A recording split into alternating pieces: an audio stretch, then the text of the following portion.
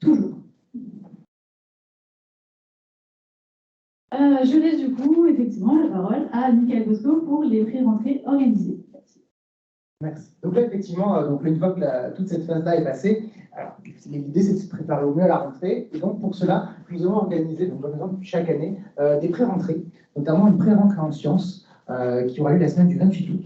Et en gros, pendant cette semaine-là, on va revoir tous les éléments importants qu'il faut maîtriser en partant du collège, du lycée, en mathématiques et en sciences physiques.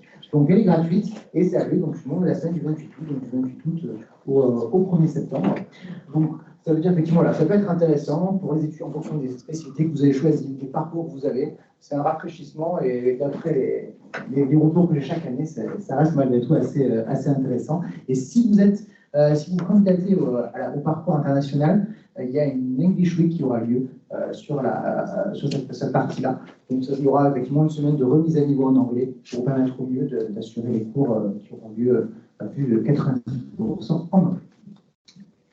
En termes concernant les dates de rentrée, donc, comme je vous disais, la semaine de pré-rentrée a lieu la semaine du 28 août, et donc pour la rentrée en première année, donc on appelle la première année classique ou Bachelor 1, la rentrée en Bachelor, elle aura lieu le lundi 4 septembre à 10h, dans les locaux de l'école. Et là, non, on peut redonner. Là. Regarde, toi, Alors, rapidement, donc pour la présentation de la semaine d'intégration, on tient vraiment à ce que vous ayez une intégration qui soit faite du mieux possible au sein de tous nos campus. Donc, cette semaine d'intégration est vraiment valable sur l'ensemble de nos campus, à savoir les dates du lundi 4 septembre au vendredi 8 septembre. Sur la semaine entière, vous aurez des présentations donc, du parcours de formation et des équipes. Vous aurez des tests de positionnement en langue et en sciences, puisqu'en fait, au sein des ZEP, on fonctionne vraiment par niveau. On s'adapte à vos niveaux et on a choisi de vous positionner donc, dans les niveaux qui vous correspondent le mieux pour faciliter l'apprentissage. Vous aurez également la finalisation de l'inscription administrative dont je vous ai parlé sur My Digital Campus. On vérifiera tous les documents avec vous. Si tout est bon à la rentrée, bon, c'est parfait, comme ça on peut vite passer à autre chose. Sur la présentation de la vie associative, vous aurez un après-midi cohésion avec les associations pour le côté un petit peu plus sympa et rencontre entre étudiants. Et vous avez une rencontre également avec d'anciens élèves de l'ESEP, des alumni. C'est un moment aussi très intéressant pour vous pour voir concrètement ce qu'ils sont devenus aujourd'hui et les potentielles portes qui vous sont ouvertes après l'ESEP. Concernant les logements, alors pour commencer, donc, sur le campus Méditerranée, vous avez plusieurs choix. On vous a mis en place donc, une plateforme esep.studapart.com avec le réseau de résidences privées Studapart que vous connaissez peut-être. Vous avez sur cette plateforme des offres de logements qui vous sont proposées, donc n'hésitez pas à y faire un tour. Vous avez également, depuis cette année, un partenariat qu'on a monté avec les résidences des Estudis, donc Résidence Mirabeau et Jas de Bouffan. Il y en a 2 sur Aix-en-Provence. Ce qui est idéal pour vous, c'est que vous avez des places prioritaires sur ces résidences-là, si vous indiquez que vous êtes un étudiant de l'ESEP. Vous avez également des frais de dossier réduits et des réductions sur les 3 premiers loyers. N'hésitez pas à également prendre contact si vous êtes en recherche de logement du côté d'Aix-en-Provence. Vous avez des coordonnées ici donc, de la personne en charge de ces résidences. Et enfin, vous avez également potentiellement sous réserve de place des attributions qui peuvent être réalisées au sein de l'internat Saint-Éloi. Et donc, on vous a également remis des coordonnées si vous souhaitez les contacter. Pour le campus Ouest, donc le campus à Saint-Barthélemy d'Anjou, qui concerne plutôt ceux qui sont peut-être en ligne, vous avez la possibilité de consulter des annonces logements également depuis le site internet de l'ESEP. Donc rubrique ESEP, campus vie étudiante, Angers, se loger. Vous avez également des possibilités de logement au sein de la résidence de l'Europe qui est située juste en face de l'ESEP Saint-Barthélemy. Pour y prétendre, pouvez demander à effectuer par mail auprès de l'accueil de l'ESEP, accueil@esep.org. Donc, il faut contacter directement l'accueil de l'ESEP pour vous mettre sur liste d'attente. Vous avez également donc, la plateforme Studapart dont je vous ai parlé. Vous pouvez y accéder aussi sur housing.esep.org. Si malheureusement vous ne trouvez pas de logement directement sur Saint-Barthélemy d'Anjou, n'hésitez pas également de chercher du côté d'Angers. Il y a le bus ligne numéro 4 qui passe tous les jours à environ 15 minutes de trajet entre Saint-Barthélemy d'Anjou et Angers. Et enfin, vous avez aussi des solutions de logement, West Campus, résidence étudiante. On vous a remis un numéro de téléphone. Voilà, n'hésitez pas à prendre contact avec cette solution. Et pour toute demande, vous pouvez également joindre accueil@esep.org. La restauration. Alors, du côté restauration, vous avez un foyer étudiant. Vous avez pu visiter pour ceux qui sont présents aujourd'hui. Donc le foyer avec micro-ondes frigo. Vous avez un food truck qui vient une à plusieurs fois par semaine sur le campus pour vous proposer des solutions de restauration rapides. Des supermarchés et restaurants fast-food à 5 minutes du campus. Vous avez également une cafétéria du Crous, donc solution plutôt économique, qui est du côté de Sciences Po, donc dans la même rue que nous, à environ 10 minutes à pied. Et puis, enfin, on sait que les étudiants ici utilisent beaucoup Frishti, qui est une solution de cantine 2.0. Donc, sur le même principe que certaines plateformes connues, vous devez certainement connaître aussi. Sauf que c'est plus économique. C'est beaucoup moins cher que la plupart des plateformes qu'on connaît. Pour se restaurer du côté du campus ouest, vous avez un foyer étudiant à disposition également, avec micro-ondes et frigo bien sûr. Vous avez une solution de restauration proposée par un club qui s'intitule Le Bureau des Gourmets. Il propose des solutions de restauration au bâtiment C le mercredi et le vendredi, à des prix plutôt accessibles. Vous avez également des boulangeries, supermarchés, et autres solutions à moins de 5 minutes du campus, donc vraiment dans le centre de Saint-Barthélemy d'Anjou. Et vous avez une solution frigo en partenariat avec Sodebo, donc c'est des distributeurs de salades, de sandwichs plutôt accessibles également. Et enfin, donc, sans oublier notre campus Grand Est du côté de Reims, vous avez un accès à la cantine des bâtiments de Saint-Jean-Baptiste-la-Salle dans lesquels seront implantés donc, les locaux de l'ESEP. Vous avez des places pour le côté logement, des places en Internet disponibles, une cafétéria étudiante pour revenir sur la restauration. Et pour tout renseignement, n'hésitez pas à contacter Sarah Dacosta qui est implantée sur Reims, sdacosta@esep.org. Je repasse la parole à Michael Bosco comme président. Alors, donc c'est vrai effectivement, c'est important de parler de la rentrée, etc., notamment du programme de la première année qui vous attend. Alors, les aides fonctionnent par semestre, c'est-à-dire que sur la première année, on va retrouver 2 semestres. Un premier semestre qui aura lieu entre début septembre et fin janvier, et un second semestre qui débutera par un stage au mois de février et qui continuera jusqu'à mi-juin en termes de cours. Et donc, ces 2 semestres vont posséder ce qu'on appelle effectivement différentes unités d'enseignement. On va retrouver sur le cycle préparatoire 5 unités d'enseignement qui sont regroupées ici. Donc, on va retrouver les sciences appliquées, les sciences de l'ingénieur, l'environnement d'entreprise, culture internationale et métiers d'ingénieur. Alors, à l'intérieur, on va retrouver différentes matières. Et ces matières ont été justement attribuées pour pouvoir raisonner avec des compétences. Donc, on va avoir les compétences des sciences appliquées, avec notamment la géométrie, les outils pour les sciences physiques, l'algèbre, tout ce qui va être logique et numérique. À chaque fois à côté, vous voyez le volume en face horaire qu'on va retrouver. Donc, par exemple, géométrie, on va retrouver 18 heures sur le semestre. Et à côté, une colonne très intéressante, qui est le travail personnel estimé attendu pour les étudiants. Ça veut dire que là, effectivement, vous allez avoir en moyenne 24 heures à 25 heures de cours par semaine. Vous allez avoir également le jeudi après-midi qui va être libéré pour les associations, mais vous allez devoir travailler de votre côté aussi. Donc, par exemple, sur cette matière-là, on va retrouver 18 heures de cours, mais par contre, on va attendre sur cette matière-là une vingtaine d'heures pour pouvoir réussir la matière par la suite. On va retrouver donc après une deuxième unité d'enseignement, qui est vraiment sciences de l'ingénieur. On va retrouver 2 matières de maths, une prérequis mathématique, des révisions du lycée, analyse mathématique, qui a étude des fonctions, mécanique et histoire des sciences, donc ça a tout poussé sur l'aspect physique-chimie, notamment. Ensuite, unité d'enseignement qui va correspondre au monde de l'entreprise, avec notamment une préparation au stage qui aura lieu au mois de février, mais également des cours de méthodologie de travail, des cours de bureautique, et comprendre un petit peu comment fonctionne le monde de l'entreprise. Avant-dernière unité d'enseignement, qui est la culture internationale. À l'intérieur, on va retrouver 3 matières, donc l'anglais, notre LV1, une LV2 à choisir parmi l'espagnol, l'allemand, l'italien, et une autre matière qui s'appelle ouverture internationale, qui a lieu sur le premier semestre en LV1. Et là, en gros, l'idée, ça va être de pouvoir, sur cette matière-là, comprendre un petit peu les différentes cultures qu'on va retrouver aux États-Unis et en Angleterre, en lien avec la LV1, justement. La dernière unité d'enseignement va correspondre donc à l'unité qui va vous permettre de choisir par la suite en 3e année justement la filière plus environnement ou la filière numérique, avec notamment un cours de projet professionnel pour que vous puissiez réfléchir justement à les différentes attentes et voilà, pour construire votre projet par la suite.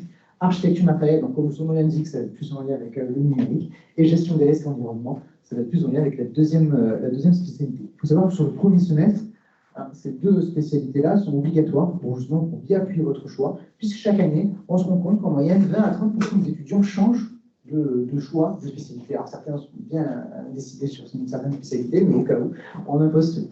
Et à côté, en dernière colonne, on va retrouver les crédits ECTS. Alors, les crédits ECTS sont importants pour pouvoir valider le passage en année supérieure. Il y a 30 crédits par semestre à valider, et donc 60 crédits par année. Pourquoi? Puisqu'à la fin des 5 années de formation, on va devoir valider justement chaque fois ces années-là, donc chaque fois 30 semestres par crédit, c'est-à-dire 60 à l'année. Puis après, d'autres conditions, comme l'obtention du public, etc. Et ça sera sur la partie justement cycle ingénieur. On va retrouver ici ce qui nous attend au second semestre. Donc de la même manière, on va retrouver donc les 3 premières unités d'enseignement qui sont communes avec la première année. Donc on va retrouver la suite de ce qui a été fait avec des maths, de la chimie, de la physique, mais également on va voir apparaître des cours de communication, de culture générale. Et là, nous avons aussi ce qu'on appelle un projet personnel. Alors, on l'a dit tout à l'heure en introduction, c'est vrai que l'apprentissage par projet est très important pour une métier d'ingénieur, puisque par la suite, vous allez fonctionner quasiment à 80% de votre futur métier de projet. Et donc, sur ce projet personnel-là, c'est un des premiers projets qu'on va voir en classe préparatoire avec le projet scientifique. Ce projet-là, le but, ça va être de pouvoir mettre les étudiants par groupe, pour pouvoir soit rejoindre des associations qui existent déjà, ou alors, au contraire, créer leur propre association.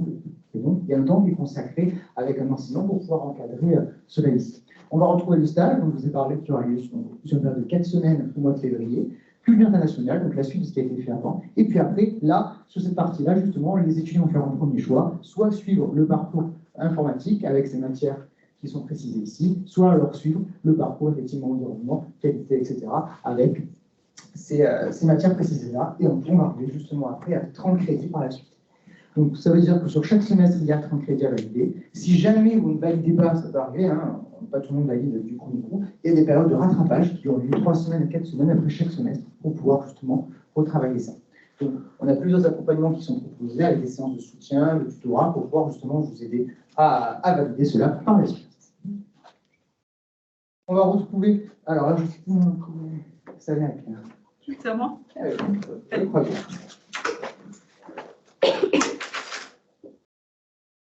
Alors, je vous ai, Michael Bosco vous a dit qu'on faisait beaucoup d'apprentissage par projet.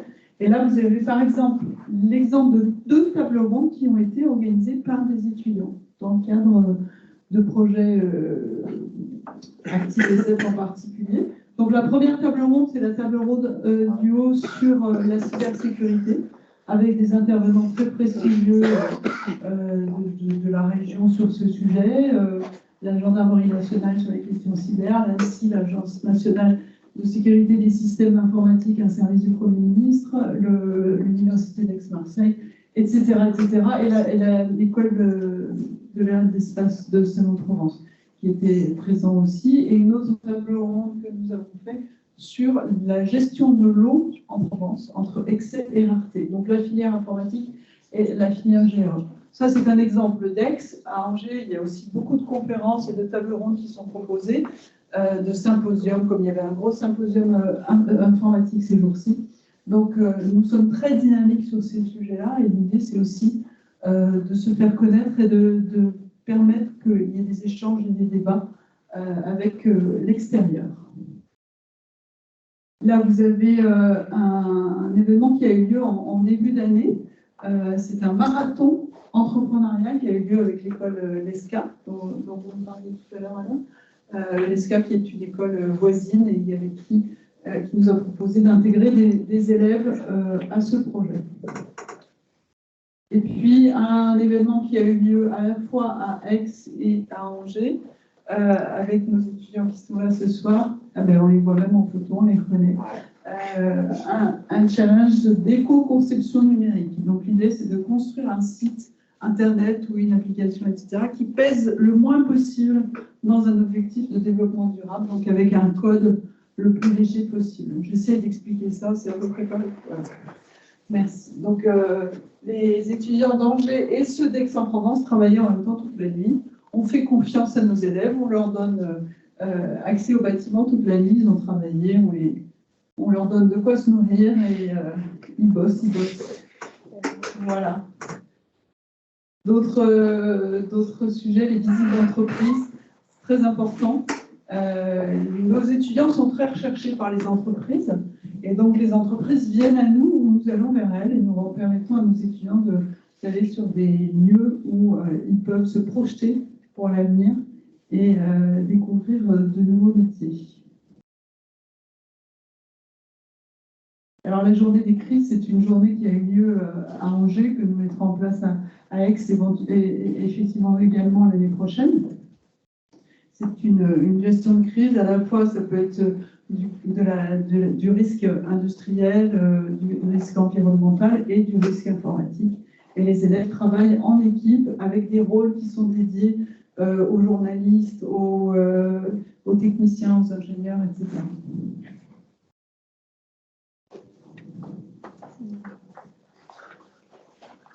Merci Claire. Pour revenir donc sur les procédures administratives, on a souvent les questions de préscolarité également. Alors sachez que nous, les EF, allons vous envoyer un contrat de formation où il y aura vraiment tout indiqué.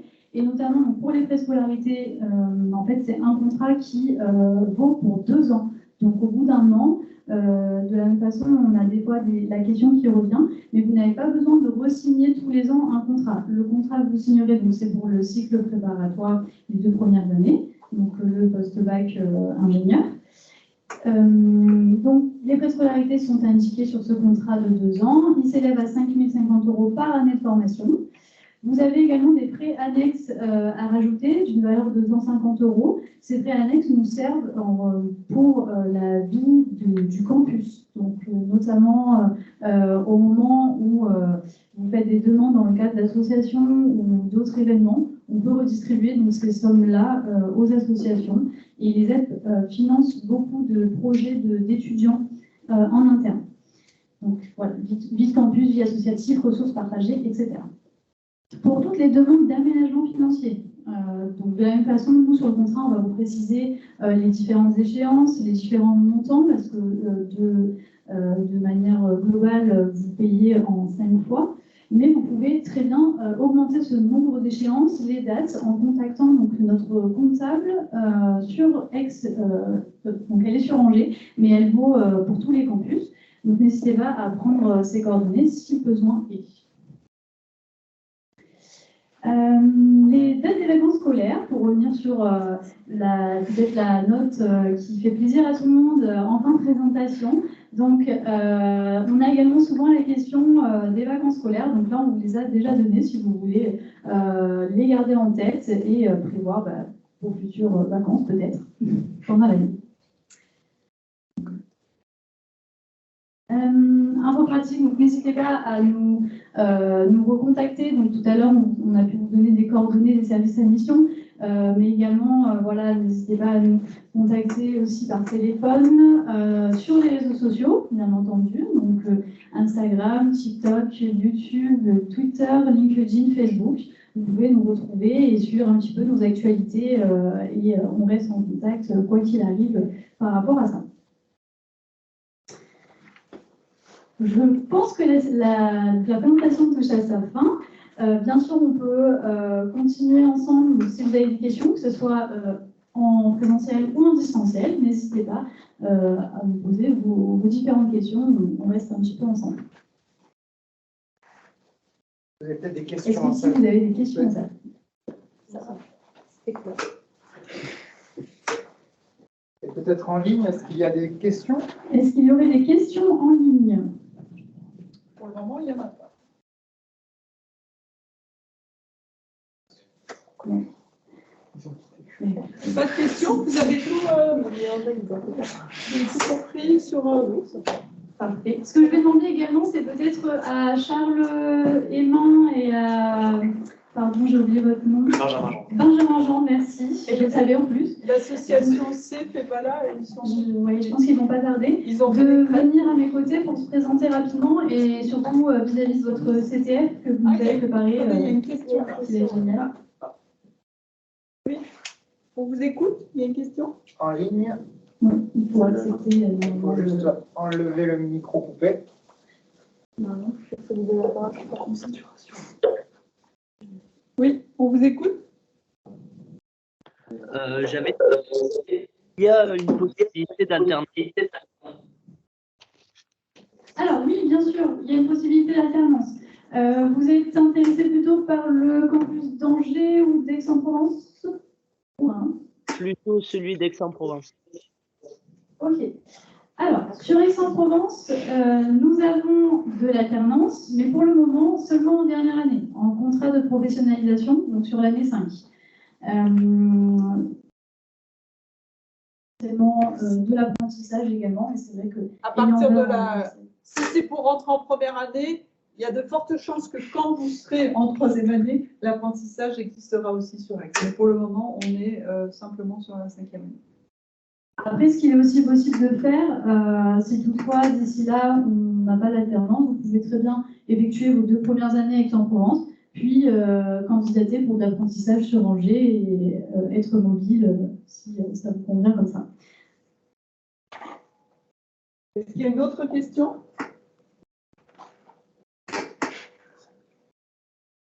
Pas de question. Alors, Charles, à vous, Benjamin. Donc, ils ont la tenue appropriée. C'est un déménagement, Voilà, c'est l'évacueur. exactement. C'est la tenue pour être à l'aise. Moi, je me présente, je suis Charles Hémin, étudiant en 4e année, avec Benjamin Gendre aussi, étudiant en 4e année en majeur cybersécurité. Et du coup, moi, je suis capitaine de l'équipe de CTF d'Aix-en-Provence, donc Capture the Flag. Pour ceux qui ne savent pas, c'est des challenges de sécurité informatique qui couvrent tous les domaines, la programmation, le réseau, la cryptanalyse, la stéganographie, etc. Donc nous, on est là un peu pour vous faire découvrir ce côté-là de la cyber. On vous a préparé un petit CTF d'introduction. Bon, on va pas trop avoir le temps, il y a 9 challenges qui sont assez simples. Et bon, comme la promo a mis dans les 4 heures à les finir tous. Mais on va vous aider, pas de soucis, ne vous inquiétez pas.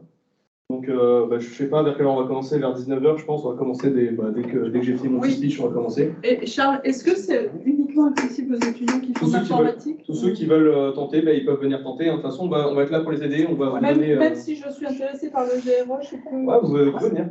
On va vous donner tous les outils qu'il faut pour résoudre le challenge. Et à l'issue de ça, vous aurez des petits cadeaux, vous aurez des tote bags avec des petits lots qui nous sont offerts gracieusement par Capgemini, qui est un de nos potentiels partenaires pour un très gros CTF qu'on organise l'an prochain sur le campus. L'an prochain, on aura aussi Gorutmi et d'autres très grosses sociétés pour nous accompagner. Donc, si vous êtes intéressé, n'hésitez pas à venir juste après cette conférence pour découvrir un peu le côté fun de la cybersécurité et le côté surtout offensif.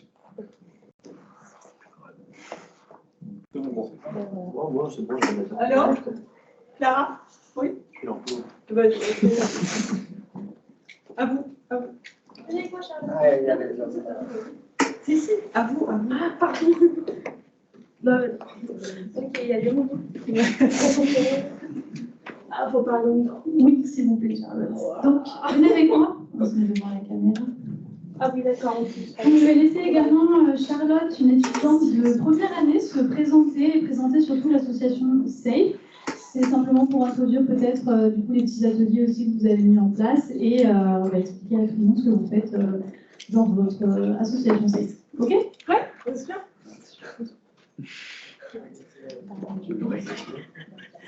Bon, rebonjour à tous. Rebonjour à tous. Donc, je refais un petit point sur SAFE, que je vous ai déjà pour certains présenté tout à l'heure.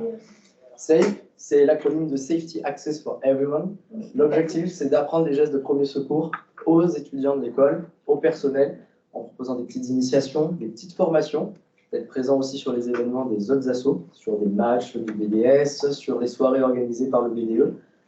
Et pour l'année prochaine, on a besoin de vous. On a besoin de force, on a besoin de muscles pour ressouder l'association, pour continuer à la développer.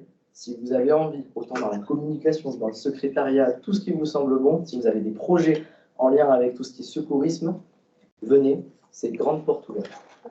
Charlotte, si tu as un petit mot à ajouter par rapport peut-être aux actions qu'on peut faire à l'événementiel. Alors, tout de suite, tout à l'heure, on vous propose un petit jeu interactif. C'est un sort d'escape game.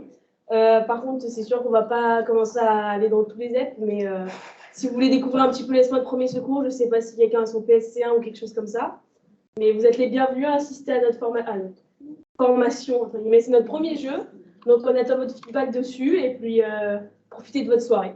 Il y a un petit caout aussi. On vous l'a promis. Ah oui, il y a un il est là. Merci à tous. Merci.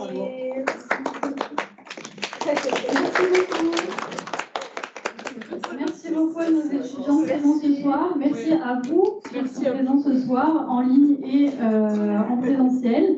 Voilà, on est ravis de vous avoir à nos côtés et n'hésitez surtout pas à nous contacter avec les résultats Parcoursup qui arrivent dès demain si vous avez des inquiétudes et des questions. Merci beaucoup. Et Clara répondra toujours à vos questions. Et puis vous pouvez passer nous voir, vous pouvez nous solliciter, que ce soit à Saint-Barthélemy-d'Anjou, à Reims ou à Aix-en-Provence.